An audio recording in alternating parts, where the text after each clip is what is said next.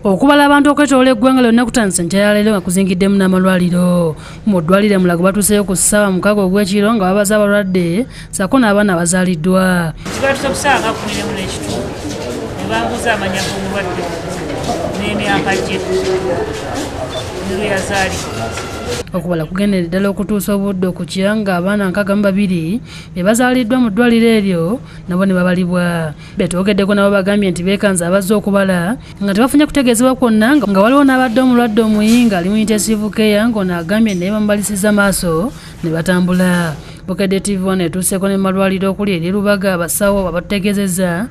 Twasobodde okufuna abaana abalenzi 9 n'abawala 8 eno mu ward gye twandise nga general ward.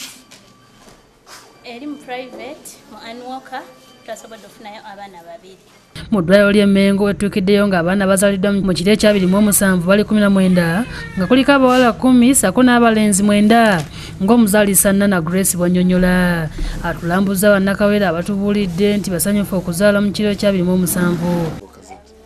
Mukazadde oba owulira ssanyu kubata olw'olenzi enkakuluma katya oba owulira ssanyu kubata olw'olenzi.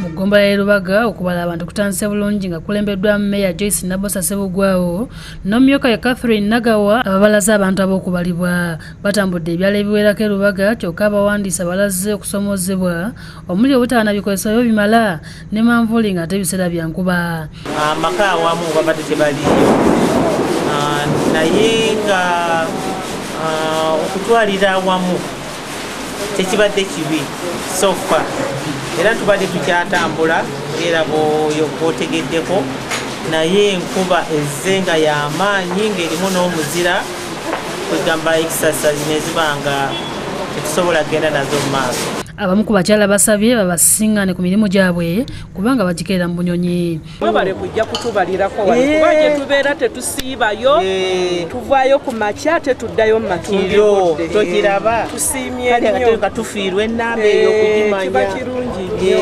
Mu bitundu eby'ennansana okubala abantu nabo kutandisa bulungi nga batambula nnyumba ku nnyumba. Obuzibu abawandiika bwe basanze bantu obutabeera mu maka gaabwe era nga mangi gabuukiddwa olw'obutasangayo bantu. Obuzibu bwe tusanze abantu abamu tusanze nga bakedde dda ne bagenda ku mirimu gyabwe. Tusanzeewo olusinga abakyala ate abakyala tebamanyi ebintu ebimu ebikwata ku ki ku babba baabwe bamanyiko byabwe. Nti abantu baganye okugulawo amayumba ate abasajja bawoza wano mu Buganda tebabagerera nzaalo nti era omusajja bw'omubuuza abaana tayagala kubaddamu. Bakadde baffe bonna abatannaba kwewandiisa tukitwale nti buno buvunaanyizibwa baffe nga Bannayuganda okulaba nga twewandiisa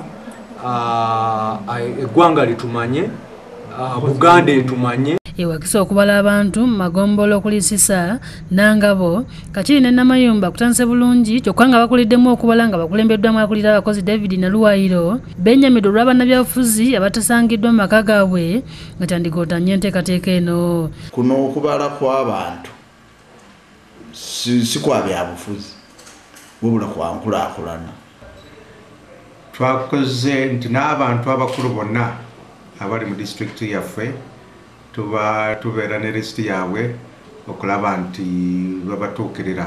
Mu bitundu eby'eKalungu ne Masaka kutandise bulungi wadde nga abatuuze abamu amaka gaabwe babadde bagalesemu baana abakalubiriddwa okwanukula ebibuuzo byonna ebibadde bibabuuzibwa. Wabeerawo competent member of the family nga waali asobola okumanya amanyi byonna ebigenda mu maaso mu maka asobola otubuulira ebibakwata. Ekibuuzo ekyasose bakyemanyi